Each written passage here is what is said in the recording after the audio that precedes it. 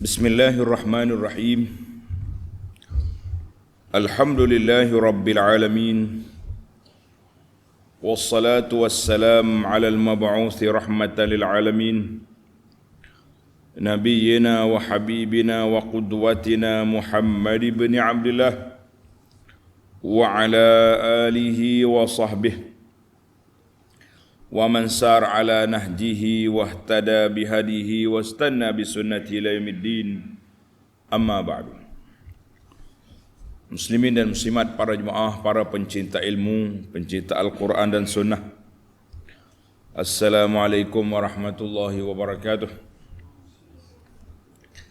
Alhamdulillah, pada pagi ini 16 Sya'ban 1444 kita teruskan pengajian kita dalam surah Nuh. Surah Nuh, surah yang ke-71, juzuk yang ke-29. Ayat yang kita akan baca bermula ayat 5. Ayat 5 sehingga ayat 12 insya-Allah. Surah ni pendek ya, 28 ayat semua. Ayat 5 hingga 12 ini Allah Ta'ala menceritakan tentang Nabi Nuh AS mengadu kepada Allah tentang kerenah kaumnya yang tak dengar kata. Dan Nuh juga telah menceritakan uslub dakwah, metod dakwah dia.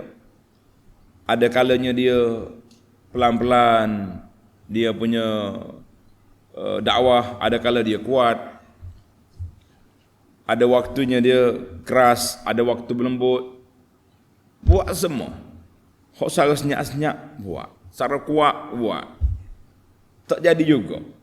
Mana bukan salah Nuh lah tu. Nuh kata pelbagai metod aku guna.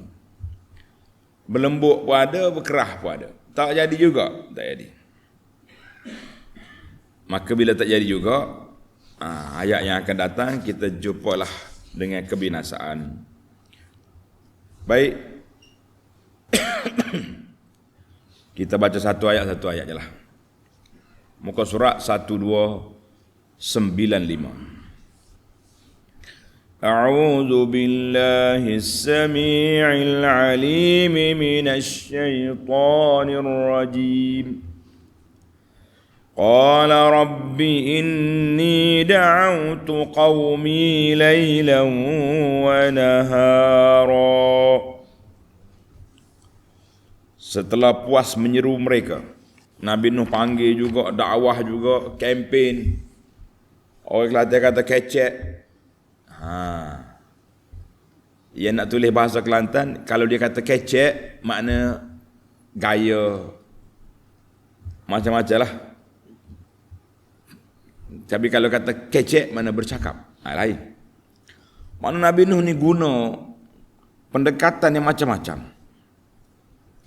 Nabi Nuh AS merayu dengan berkata, Rabbi, wahai Tuhanku, inni da'autu qaumi laylan wa nahara. Sesungguhnya aku telah menyeru kaumku pada malam dan siang supaya mereka beriman. Qala Nuh mushtakiyan ila rabbih tughyana qaumihi. Nabi Nuh mengadu kepada Allah Azza wa Jalla betapa kerah kepalanya kaum dia. Aku panggil mereka siang malam ila tauhid, supaya mengesahkan Allah Azza wa Jalla. Wa hazzartuhum minasyirki bika wa ma'siyatika. Aku beri amaran kepada mereka daripada melakukan syirik kepada Allah dan juga derhaka kepada Allah Azza wa Jalla. Apa jadi? Apa respon? Tindak balas daripada kaum dia.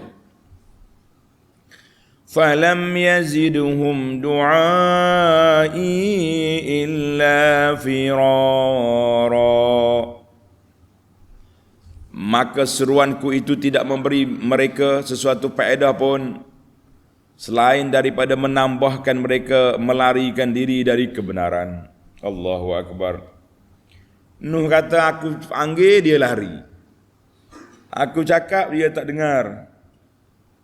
Panggil secara perlahan, dia sumbat telinga. Laung kuat, dia bercabut, lari. Nak kata apa? Allahu Akbar. Dalam surah Al-Qamar, tanda ni pelajar, surah Al-Qamar ayat 9, kazzabat qablahum qaum Nuh fakazzabu 'abdana wa qalu majnunun wazdujir. Telah mendusta sebelum daripada mereka oleh kaum Nuh. Mereka telah mendustakan hamba kami Nuh. Mereka kata apa? Majnun, gila Nuh tu. Jadi itulah tuduhan.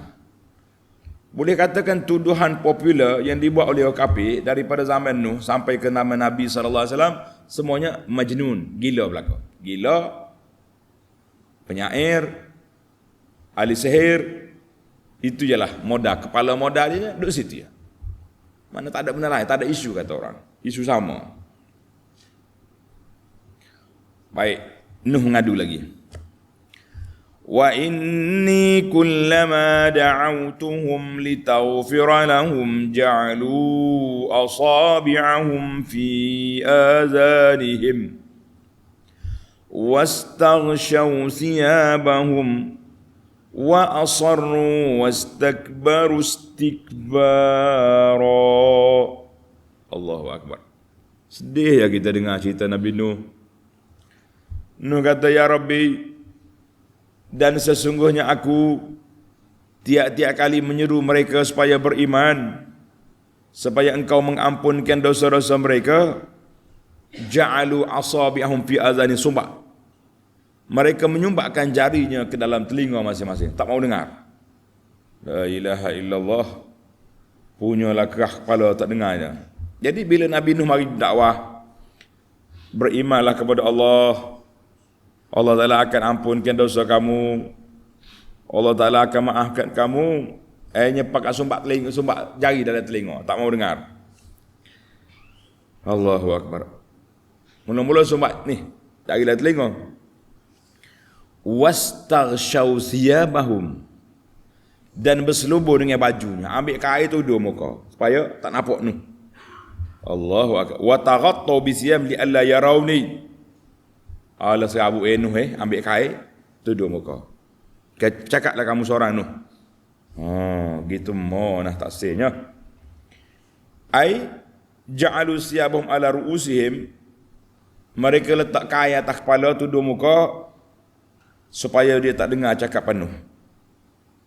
Fayakun istirsya'u siyab, maknanya tuduh muka dengan kain ni supaya tak dengar langsung. Itu dianya. Allahu Akbar. Tutup telinga, tuduh muka. Wa asarru, serta berterus-terus berdegil dengan keingkarannya. Tak mau, walam yatubu, tak mau taubat, tak mau terima nasihat. Wastakbaru istikbara, dan berlaku sombong, takabur, dengan melampau-lampau.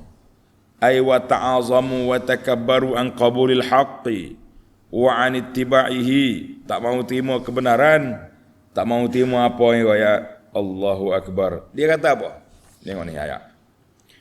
Faqala al mala'u alladhina kafaru min qaumihi ma naraka illa basharan mislana. Nuh, mu orang macam kita juga makan minum. Ma naraka taba'aka illa alladhina hum araziluna. Pengikut-pengikutmu orang hina-hina ya, tak ada ahli korporat ikutmu. Hak ikutmu tu orang kampung ya. Wa ma nara lakum alina min fadlin.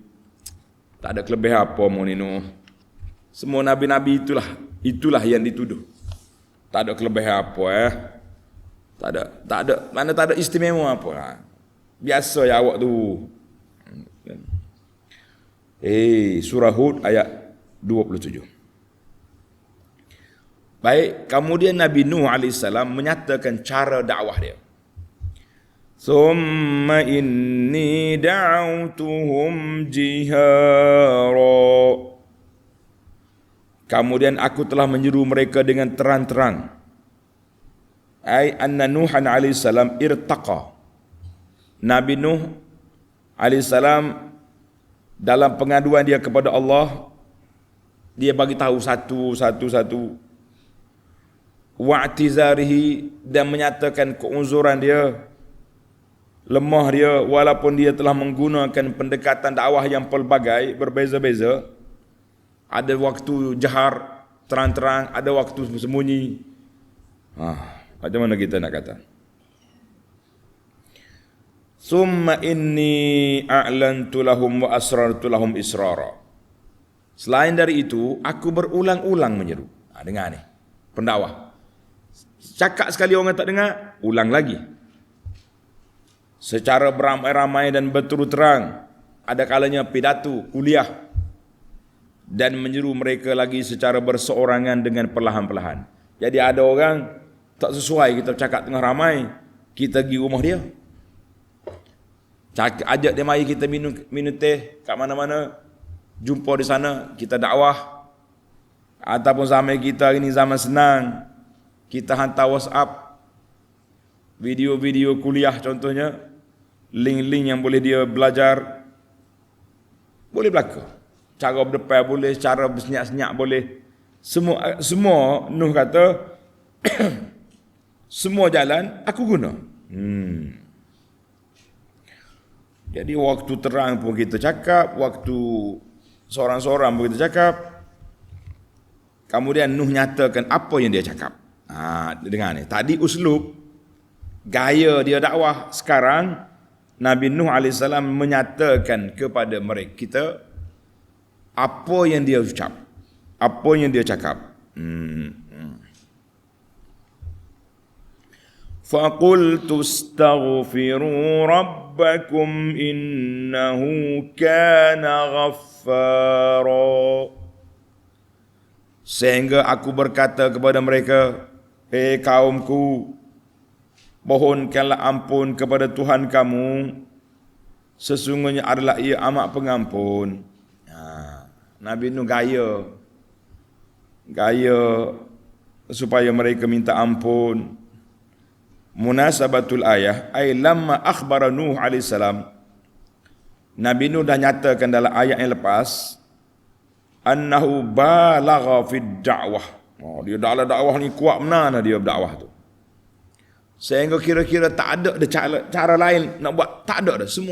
Semua cara yang boleh digunakan.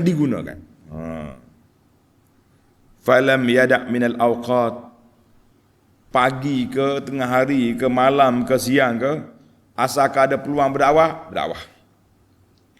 Apa boleh buat untuk nak menyelamatkan kaum dia. Itu dia panggil humumud da'iyah. Para pendakwah ni kerja dianya nak menyelamatkan kaum daripada azab Allah, nak menyelamatkan manusia daripada ditimpa bala bencana.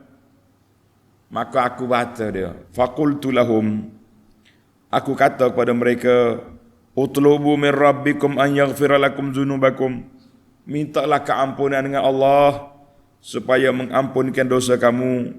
Fayamhawa, kemudian maka Allah Ta'ala akan ampunkan dosa kamu dan maafkan kesalahan kamu. Itu cara Nabi Nuh. Jadi ulama kata Nabi Nuh ni mula-mula perlahan, kemudian dia kuat satu uslub, ataupun kuat publik, ceramah umum, dan ada juga ceramah khusus. Dia pergi jumpa seorang-seorang, tengok jenis orang lah, nampak orang ni jinak, macam boleh dengar kata, kita cakap seorang-seorang. Ada orang yang nampak macam malu-malu nak datang tempat ramai, kita pergi cari dia. Jadi pendakwah ni jangan jemu. Jangan jemu dengan satu gaya dakwah je. Macam kita hari ni lah, kita kata, ada yang dakwah di Facebook, ada yang dakwah di YouTube, ada yang TikTok pun kena buat juga dakwah ni. Kalau tidak, tak sampai kepada orang muda-muda.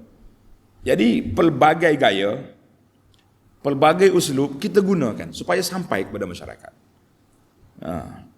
Bila mari peraturan-peraturan, negeri ni tak benar orang tu pergi, negeri ni tak benar orang tu pergi, kita kata tak apalah, faqdi ma anta qadin, jatuhlah hukum selagi kamu berkuasa. Tunjuklah kuasa kamu sebelum Allah Ta'ala tunjukkan kuasa dia di hadapan kamu. Silakan. Tapi medium dakwah, cara berdakwah ni, Allah Ta'ala buka pintu luas. Kita masuk, kita gunakan setakat mana yang kita ada. Kita kata Alhamdulillah. Allah Ta'ala tidak tanya apa kejayaan yang kamu buat, tapi Allah akan tanya, kamu berdakwah ke tidak? Ni kita kata kita dah berdakwah ya Rabbi. Orang sekat set itu kita masuk ikut ni. Setakat mana yang dibenarkan. Tak payah. Sekarang ni pula kalaulah pergi berdakwah di tempat yang tak ada apa ni pengiktirafan, bukan setakat denda, nak masuk penjara nak pula. Penjara sekali dengan penganjur. Kalau masjid ni panggil masjid, pengurusi masjid pula kena. Kita kata Masya Allah, betapa kerasnya mereka dengan orang-orang yang nak menyampaikan ilmu. Kalau betul-betul ajaran sesat, memang kita suruh sekat. Tapi kemasukan penyanyi-penyanyi kepek, Masya Allah penuh stadium. Boleh pula. Itulah yang dipertikaikan oleh masyarakat. Kita kata innama ashku bathi wa huzni ila Allah. Kita hanya mengadu kepada Allah Azza wa Jalla. Nak mengadu kepada orang yang sekat kita. Kata apa? Baik. Baiklah, kita teruskan dakwah sebagaimana Nabi Nuh AS kata. Aku bagi tahu kepada mereka, faqultu astaghfiru rabbakum, mintalah ampun dengan Allah, dengan Tuhan kamu. Innahu kana ghaffara. Allah Ta'ala ni sifat dia pengampun. Kalau kamu minta ampun, apa yang kamu dapat? Dengar ni pelajar. Yursilis samaa'a 'alaikum midrara. Nascaya, kiranya kamu berbuat demikian, mau berdakwah, mau ajak orang, mau kamu beriman kepada Allah, kamu minta ampun kepada Allah, Allah akan menghantarkan hujan lebat mencurah-curah kepada kamu. Mana hujan di sini bukan hujan banjir, hujan rahmat kepada itu. Allah Ta'ala hantar bagi hujan rahmat pada kita. Sekarang ni di tempat kita ni hujan banyak. Sudah pastinya hujan itu rahmat daripada Allah Azza wa Jalla. Tapi ada kalanya hujan tu tidak jadi rahmat pada kita. Kita duduk tengah jalan raya nak balik ke rumah ni, kat hujan lebat, ya Allah Tuhan. Kata orang tak nampak jalan, kita nak berjalan apa susah, tak nampak jalan. Balik ke rumah, buka paip, nak basuh kencing pun tak ada air. Mana pergi air? Kemana air mencurah-curah? Kenapa tak jadi rahmat pada kita? Paling tidak pun tak ada. Kita tak ambil hak Tuhan hantar mari. Kita tunggu hak syarikat air hantar rumah kita. Ada. Bila kita bagi cadangan supaya air hujan ni kena ambil tak tangki ke apa ke, ambil simpan. Ada pula yang marah, dia kata air hujan ni ada toksik ke apa benda, ada asid ke. Maknanya kita nampak menunjukkan keangkuhan kepada rahmat yang Allah Ta'ala turun. Akhir kali duk tunggu air tak mari, mengamuk pula kepada syarikat air. Itulah manusia. Hak Tuhan bagi kita buang dalam longkang, dalam parit, duk tunggu hak manusia hantar. Akhir sekali kita menjadi manusia yang kecewa, duk mengamuk sana sini. Kita kata subhanallah. Ada seorang sahabat kita ni, rumah dia kebetulan atas bukit. Jadi air syarikat ni tak sampai. Jarang-jarang sampai, malam-malam baru mari. Siapa dia kata dia nak pindah dari rumah, air tak ada. Kita tanya dia, bukankah negeri kita ni selalu hujan, seminggu ada hujan? Apa kata kalau kita ambil rahmat Allah Ta'ala ni, letak di rumah kita, beli tangki besar-besar, berapa gelir tangki besar, tak boleh tiga buah tangki tak situ. Kita buka saluran atap rumah tu, tunggu. Jangan ambil air pertama tu macam-macam ada sampah ada. Tunggu hujan boleh 5 minit, asal. Alhamdulillah, dia kata hidup kami bahagia. Air yang ada ni kita pam masuk dalam tangki boleh hidup. Subhanallah. Kita kadang-kadang sombong dengan Allah. Allah Ta'ala beri rahmat kita tak mau ambil. Hak duk tunggu hak manusia itu jadi masalah pada kita. Ada je alat-alat yang boleh kita gunakan. Allahu Akbar. Orang zaman dulu tak ada syarikat air pun. Boleh hidup ya dia pun. Dengan perigi, dengan telaga. Ya, kalau orang di bukit ni dia tanda air dia panggil. Boleh. Baik, kita balik ke ayat kita. Allah kata yang pertama, kalaulah kamu, ni dakwah Nabi Nuh ni, kalau kamu beristighfar, beriman kepada Allah, Allah hantar mari hujan rahmat yang mencurah-curah. Satu. Yang kedua, tulis faedah istighfar. Tulis faedah istighfar yang pertama, Allah Taala turunkan rahmat. Di antara rahmat itu hujan rahmat. Satu. Yang kedua, wa yumdidukum bi amwalin. Dan Allah akan berikan kepada kamu banyak harta kekayaan. Istighfar banyak, Allah Ta'ala bukakan pintu rezeki pada kita. Tiga, wa banin. Dan Allah Ta'ala akan berikan kepada kamu anak-anak. Banin, anak-anak. Ramaikan anak kita. Banin sini anak laki-laki tu. Jadi biasanya dia guna anak ni satu jenis lah. Anak laki-laki kau perempuan boleh anak. Yang keempat, wa yaj'al lakum jannatin. Dan Allah Taala akan bagikan kepada kamu kebun-kebun tanaman. Yang kelima, wa yaj'al lakum anhara. Serta mengadakan bagi kamu sungai-sungai yang mengalir dalam kebun-kebun kamu itu. Allahu Akbar. Jadi faedatul istighfar, faedah istighfar untuk dunia kita ada 5 perkara. Turun hujan, harta bertambah, anak-anak ramai, kebun-kebun yang cantik, tali air yang mengalir. 5 perkara. Nikmat dunia yang cukup luas. Kita nak berapa lagi? Apa lagi yang kita nak? Allahu Akbar. Kerana itu, Allah Ta'ala sebut dalam ayat surah Al-A'raf, tulis surah Al-A'raf, ayat 96, walau anna ahlal qura amanu wattaqaw la fatahna alaihim barakatim minas samai wal ard. Sekiranya penduduk negeri itu bertakwa, beriman dan bertakwa, kami akan bukakan pintu-pintu berkat dari langit dan juga dari bumi. Ini kita hari ni duk sibuk cari telur pun tak jumpa. Duk balah kat telur ni enggak. Allahu Akbar. Macam-macam caci maki, kata mengata, samai menyaman kerana telur. Kita kata masya-Allah hebatnya telur. Nah, telur jangan main. Kita makan jak budak lagi sampai ketua ni telur lah judul. Kadang-kadang pergi duduk hotel besar, tak sesuai makannya kita. Yang sesuainya, telur dadar, telur goreng, telur apa dia panggil? Omelette apa benda. Pagi-pagi. Hak tu, hak membuka selera. Hak lain tak lagi. Kadang tahu. Telur punya pasar. Nah, jadi dia main. Jadi Allah kata, kalaulah penduduk negeri beriman, Masya Allah. Semalam, ada orang bagi video, dia pergi melawak di Andalus. Andalus ni, dia Cordoba. Negara Andalus ni berapa ratus tahun diperintah oleh orang Islam. Sekarang ni Allahu Akbar, tempat lawatan air mata nama dia. Masuk sini gereja. Dulu apa? Masjid, kita kata masya-Allah. Allahu Akbar. Jadi dia satu tempat tu nama penyair masyhur. Penyair masyhur. Dia kata iza wa kullu syai' iza ma tamma nuqsan.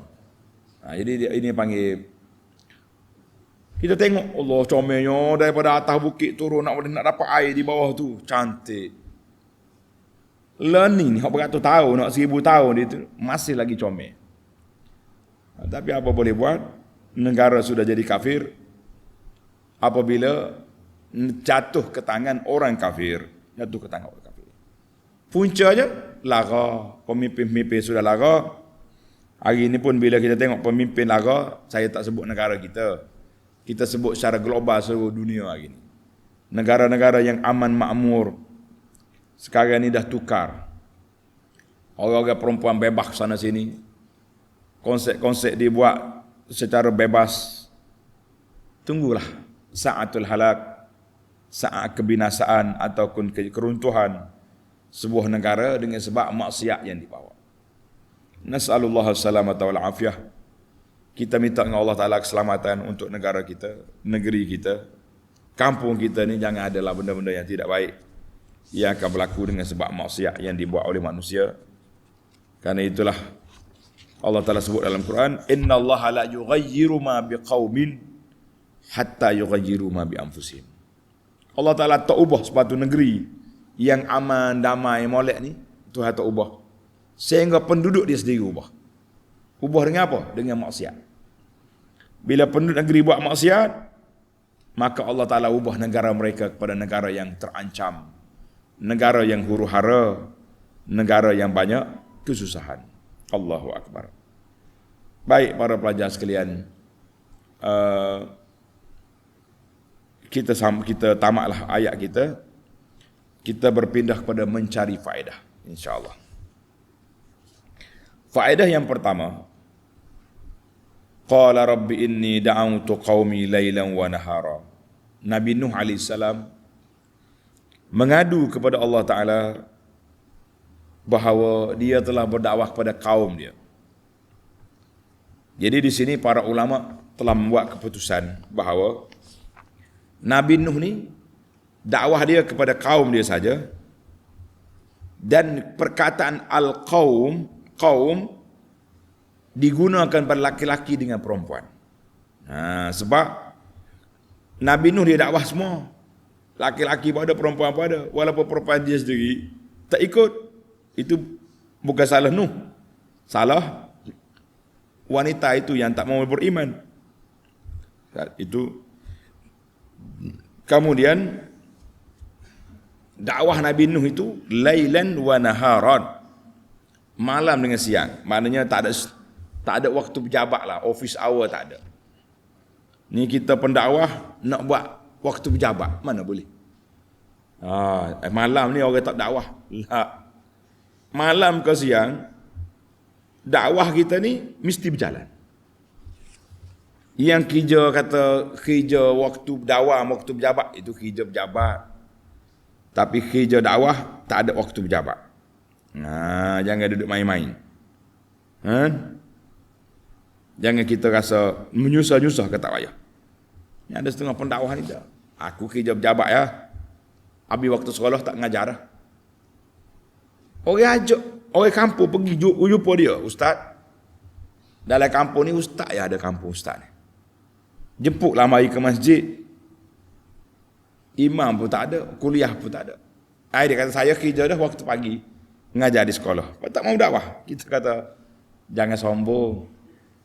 Dakwah ni lailan wa nahara, yang bergaji, yang berelang, yang free, yang sukarela. Kita kena ada dua-dua. Saya kalau orang tak bagi duit tak pergi, jangan. Cuma dari sudut kira-kira, kena ada kira-kira juga. Orang ni musafir, mengembara dengan minyak, masa dia berjalan 3-4 jam nak boleh sampai. Tiba-tiba kita bagi yang tak setimpal. Ustaz zuhud kan, kita cakap bab zuhud ala korang, kita sendiri duk kau harta banyak-banyak, tak boleh. Jadi biar ada seimbang. Faedah yang kedua, summa inni da'awtuhum jihara, summa inni a'lantu lahum wa asrartu lahum israra. Jadi kata di ulama tadabbur, dia kata kenapa Nabi Nuh bagi tahu jadual dakwah dia, malam siang, terang-terang, tersembunyi. Jawab dia, jama'a bainal jahri wal israr, meletakkan dakwah itu dalam pelbagai cara. Aqwa, lebih kuat kesan dia, fi da'wati, dalam dakwah, wa aghlaz, dan lebih kuat, lebih mantap daripada kita ambil tengah hari saja. Malam ada. Aku malam tak dakwah, malam duduk dalam masjid, bertapa, beriktikaf, zikir je, tak keluar-keluar lah. Sebab kadang-kadang orang tengah hari dia pergi bekerja, dia tak mari ceramah. Sebab tu anak perhati di Malaysia ni, untuk negara masyarakat kita lah. Kalau kita buat kuliah duha, hari-hari kerja ni, dia mari yang muslimat. Muslimat dia mari sebab dia tak pergi berjabat. Pagi dia masak nasi dulu. Nasi berlauk pada suami dia, anak pergi sekolah, suami pergi berjabat. Suami pergi kerja, bendang ke apa benda. Jadi waktu tu dia free sekejap, pukul 9 pagi, 10 pagi, dia akan pergi kuliah duha. Jadi malam tak sesuai nak pergi masjid. Anak dia kecil, jauh-jauh rumah. Pergi masjid pun budak tu mengantuk. Si bising. Jadi ada waktu, pagi sesuai untuk orang ni, malam untuk si laki-laki yang bekerja pada waktu siang. Maknanya kalau kita pilih dakwah ni satu masa je, tidak mantap. Jadi kita kena pandai berdakwah. Dan kalau dakwah di alam maya ni, payah sekian. Contohnya kalau kita duduk Mekah. Kita duduk di Mekah, lepas maghrib pukul 7, nak tunggu Isya, tak ada masa free. Tulislah benda-benda dekat Facebook tu contohnya lah. Kita baca buku ke, dapat maklumat tulis. Ada je orang pakat duduk like, duduk nak tanda baca. Kita kata, apa manusia ni tak tidur? Rupanya, bumi ni orang tak tidur serentak. Tak. Kita sana cerah, orang sini gelap. Ni kita di Malaysia pukul 7.30. Mekah pukul 2. Buat dia senyap, kita pula hidup. Jadi begitulah dunia ni, dakwah kita ni, kita letak ya. Cuma, begitulah kena pilih-pilih tempat jugalah kata orang. Yang sesuai. Allahu Akbar. Yang ketiga. Tulis yang ketiga ni.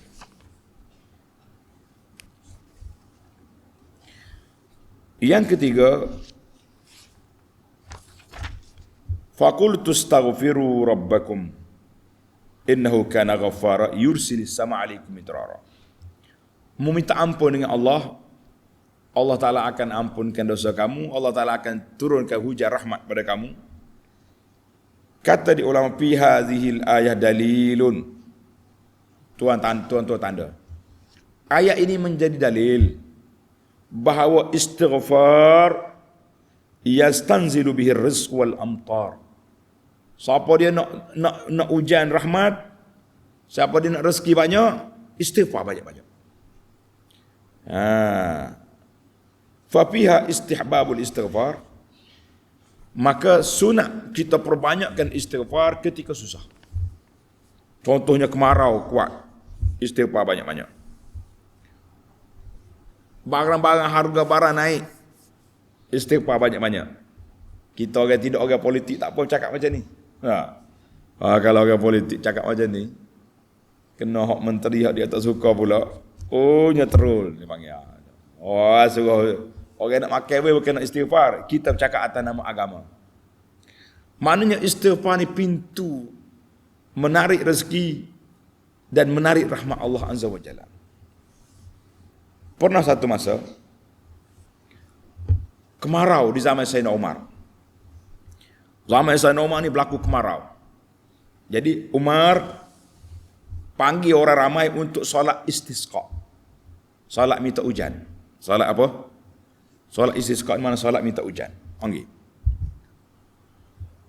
Bila minta nak khutbah Umar, duk cerita suruh istighfar, istaghfiru rabbakum. Dalam doa dia pun minta ampun pada Allah Ta'ala. Sudah dia semaya, ada orang mari dia, Umar, kamu terlupa tajuk. Kamu terlupa tajuk Umar. Bukankah kamu panggil ni nak minta hujan? Tapi tak ada pun dalam doa musuh, ya Allah turunlah hujan. Tak minta. Kamu lupa ke Umar? Orang ni mari tanya. Umar kata, aku tak lupa. Tapi aku tahu di mana kunci hujan. Aku tak minta hujan. Aku minta buka pintu. Aku di mana kunci? Kunci dianya ni. Faqultu astaghfiru rabbakum innahu kana ghaffara yursilis sama alaikum midrara. Meminta ampun, istighfar, hujan tu automatik tahu dia minta. Itu dia panggil fiqhu Umar. Betapa fiqhnya Umar, betapa tingginya ilmu Sayyidina Umar. Dia kata, aku mari minta kunci, aku tak payah minta barang. Jadi kalau kita hari ni, kita nak masuk rumah, nak masuk gedung besar-besar, mari aku kunci, ada kunci tangan, boleh tengah masuk lah. Tapi kalau kunci dia pergi oleh pokgak, setiap kali nak masuk kena minta, payah. Bijak tak bijak Umar? Hadza bijak. Hadza fiqhu Umar radhiyallahu anhu wa an jami'is sahabah. Jadi kita hari ni, itu yang ketiga. Yang keempat, tanda lagi. Wa yumdidkum bi amwalin wa banin. Allah Ta'ala akan beri kepada kamu harta dan anak pinak. Jadi kata di ulama tadabbur, dia kata apa? Dalam kitab Al-Qassab dalam kitab dia An-Nukat Ad-Dallah 'ala al-Bayan, dia kata ayat ini dalilun ala taksiril aulad bil amalis salih. Ayat ini menjadi dalil orang nak ramai anak kena banyak amal. Kena banyak beramal saleh. Sebab apa? Nuh telah menjanjikan kepada kaum dia, istaghfiru rabbakum yumdidkum bi amwali wa banin. Mu istighfar, Allah beri kepada kamu harta dan anak-anak. Allahu akbar. Jangan. Sehingga kan dengan sahabat-sahabat kita yang tak ada anak laki-laki. Dia kata walau anna rajulan mimman la yuladu lahu. Kalau orang ni tak ada anak, dia nak anak, istighfar banyak-banyak. Muhtasiban musta'tifan bihi. Minta dengan Allah rezekikan dia pada anak. Wa in kana mi'nasan. Bahasa Arab ni sedap juga. Wa in kana mi'nasan, apa nama mi'nasan? Orang ni ada anak perempuan je, tak ada laki-laki. Fa ahabba az-zukur min al-aulad. Dia nak juga anak laki-laki. Hendaklah banyak istighfar. Fa innallaha shadiqun fi qawli. Allah Taala benar dalam janji dia. Wa anistaghfiru rabbakum yumdidkum bi amwalin wa banin. Aku beri pada kamu anak laki-laki. Janji Allah Taala benar. Janji Allah Taala itu tepat. Dia kena rajin istighfar lah. Istighfar malah duk marah ke bini. Pasal tak erti beranak. Pasal seorang anak perempuan. Bini pun jawab, mu tak erti buat anak. Tak. Pasal seorang anak perempuan boleh. Dia kata, balah. Tak ada pedah. Dua-dua di istighfar. Banyak taubat kepada Allah SWT. Yumdidkum bi amwalin wa banin. Ini siapa kata analisa daripada Syekh Al-Qassab. Dia kata siapa mereka nak boleh anak pun kena buat je. Baiklah. Yang terakhir, yang kelima, kita punya faedah yang kelima. Menarik juga faedah-faedah ni.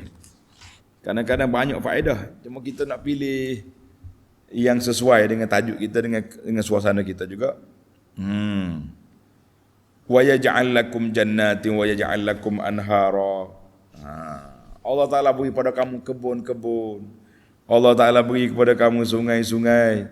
Jawab dianya, kata di para ulama lagi, dia kata fi dilalatun ala anna Allah Taala yujazi ibadus salihin. Allah Ta'ala bila kamu buat benda baik atas dunia ini, Tuhan bagi kehidupan yang senang. Bitibil aish.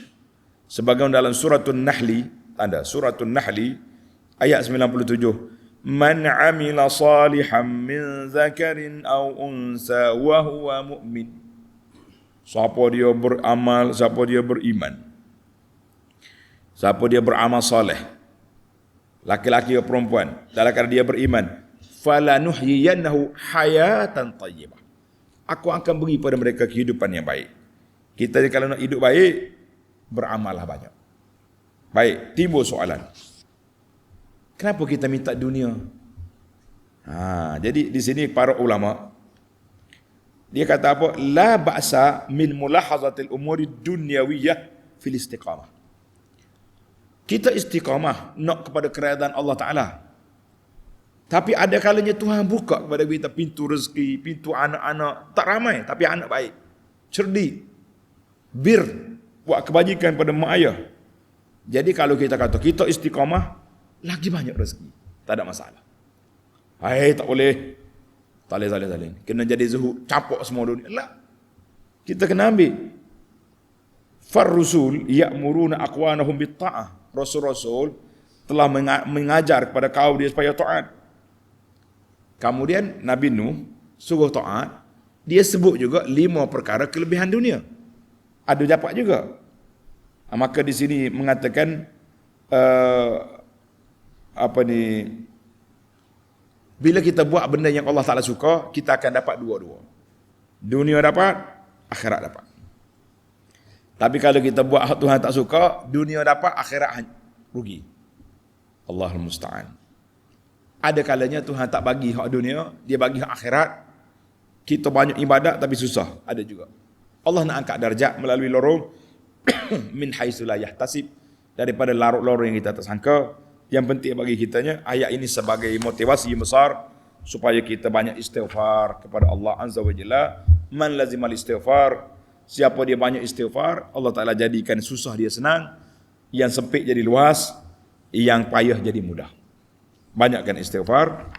Jangan niat istighfar semata-mata dunia, istighfar itu untuk akhirat.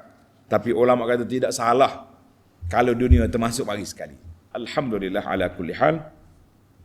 InsyaAllah kita akan sambung dalam siri akan datang, bermula ayat 13 sehingga ayat 20. Subhanakallahumma wa bihamdika asyhadu an la ilaha illa anta astaghfiruka wa atubu ilaik.